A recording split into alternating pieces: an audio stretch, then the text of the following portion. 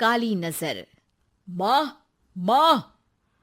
अरे क्या माँ माँ कर रहा है? बकरी का बच्चा है क्या? अरे माँ, मजाक छोड़ो। मुझे फाइनली वो मेन चौराहे वाली दुकान मिल गई है। अब देखना, आपका बेटा दुगनी स्पीड से पैसा कमाएगा। उफ, ये क्या? मेरी ऑनलाइन मेकअप क्लास चल रही है।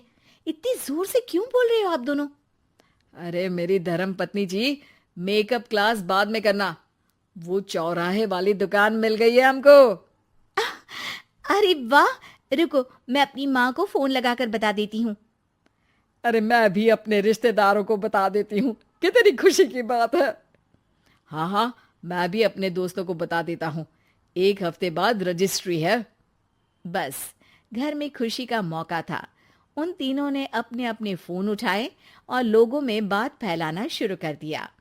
और रही सही कसर श्वेता बहू ने अपने पड़ोस में सबको बताकर कर दी।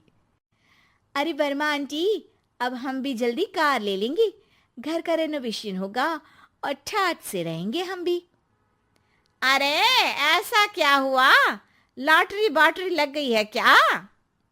अरे, इस बार चौराहे वाली मॉल में हमको भी दुकान मिल गई है। दुकान नंबर 21, जो एकदम चौराहे पर है। अब ग्राहक बढ़ेंगे तो आमदनी भी बढ़ेगी ही ना। अरे वाह, कितनी खुशी की बात है। मैं बहुत खुश हूँ तुम्हें इतना खुश देख के। बाकी एक बात कहूँ, सबको मत बताते फिरना। किसी की नजर लग जाएगी तो खुशी की खबर वापस लौट जाएगी। हैं? ऐसे थोड़ी ना होता है। अब डरा रही हो। अरे सही कह रही हूँ। काली नजर कहते हैं इस चीज को, जब आप किसी को कुछ बताओ और वो काम बिगड़ जाए। अरे लेकिन मैं तो। तुमने सबको बता दिया ना? हाँ, फोन लगा लगा के। अब बच के रहना। काली नजर बड़ी खतरनाक होती है।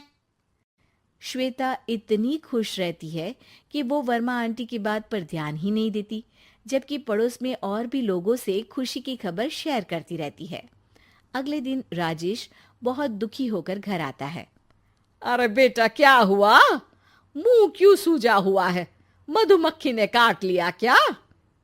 माँ, वो दुकान किसी और के पास चली गई। किसी ने ज्यादा भाव लगा दिया। अरे पर बात तो आपसे हुई थी ना उस दुकान वाले की। हाँ, आज मैं टोकन अमाउंट देने गया था, तब मुझे पता चला। कोई आकर सुबह मुझसे पहले ही ज्यादा अमाउंट दे गया। काली नजर। क्या? क्या कहा? वर्मा आंटी ने समझाया था कि किसी को बताना मत, वरना काली नजर लग जाएगी। अच्छा, तुम्हें उनकी बात मान लेनी चाहिए थी।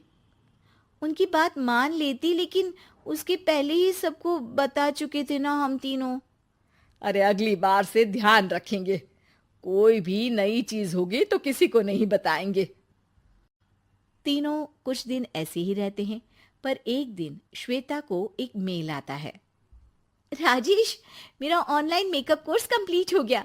अब मैं खुद का पार्लर खोल सकती हूँ। अरे वाह, अपने मोहल्ले में ही खोलते हैं। ये जो घर के सामने दुकान है ना, वहीं। हाँ, यहाँ सस्ती भी मिल जाएगी। अगले दिन श्वेता वर्मा आंटी के पास जाती है, मिठाई का डब्बा लेकर। अरे आओ आओ, कैसे आना हुआ? जोर से नहीं बोलूंगी। वो सामने वाली दुकान है ना, वहां मैं अपनी पार्लर की दुकान खोलने वाली हूँ। उसकी मिठाई है। अरे वाह, बहुत बधाई हो तुमको। हाँ, मैं कमाने लगूंगी तो राजेश पर पूरे घर का बोझ नहीं रहेगा ना आंटी जी। ये तो है। पर ये बता कि तूने ये बात किसी और को तो नहीं बताई ना? अरे नहीं नहीं, पिछली बार गलती कर दी थी। काली नजर लगी किसी की और राजेश के हाथ से वो दुकान चली गई थी।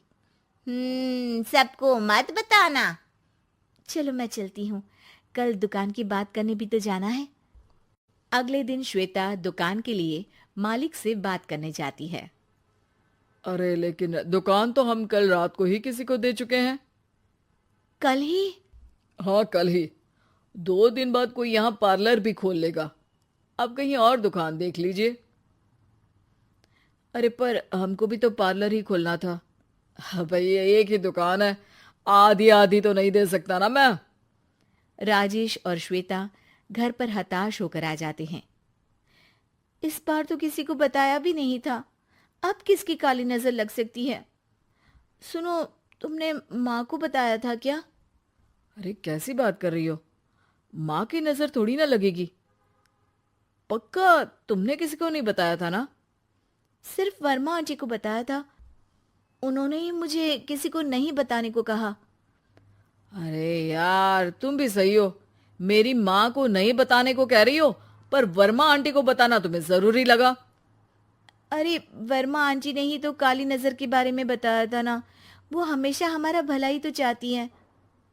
मेरी माँ भी हमारा भला ही चाहती है। अरे पर चिल्ला क्यों रहे हो?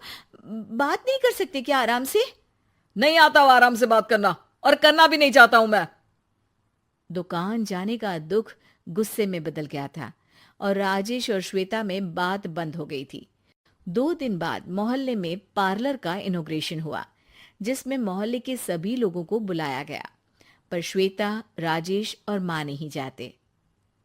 माँ, अंदर आ जाओ, क्या देख रही हो? अरे नया पार्लर देख रही हूं अपने आंगन से। देखो, माँ को दूसरे का सुख देखने में कितना मजा आ रहा है, मेरा दुख नहीं दिख रहा इन्हें। यह मेरा पार्लर भी तो हो सकता था। अरे चुप रहो यार, हर बात में लड़ाई क्यों ढूंढ रही हो? राजेश और श्वेता फिर बहस करने लगते थे। तभी माँ ने दोनों को बाहर बुलाया। अरे जरा देखो तो, दुकान चलाने वाले का बोर्ड पर नाम क्या लिखा है? श्रुति वर्मा। गाड़ी निकाल बेटा, हमें कहीं जाना है। काली नजर का इलाज कराने? राजेश अपनी बाइक निकालता है। तीनों ट्रिपलिंग कर रहे हैं।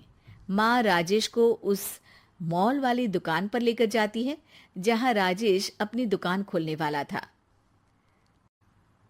यही दुकान लेना चाहता था ना तू? हाँ, पर इनको भी दुखी करने लेकर आई हो क्या यहाँ पर दुकान दिखाकर? वहां काफी नहीं था? अरे श्वेता, थोड़ा सब्र रख, अभी पता चलेगा कि हम यहाँ क्यों आए हैं। बता, इस दुकान चलाने वाले का नाम क्या है? अनुपम वर्मा। कुछ समझ में आया? वो दुकान वाली श्रुति वर्मा, ये दुकान वाला अनुपम वर्मा, और हमारे पड़ोस में हमने उस दुकानों के बारे में बताया किसको था? अब वर्मा आंटी को। मतलब वर्मा आंटी ही हमारा काम बिगाड़ रही है? नहीं नहीं, ऐसा नहीं हो सकता, ये बस इत्तेफाक है।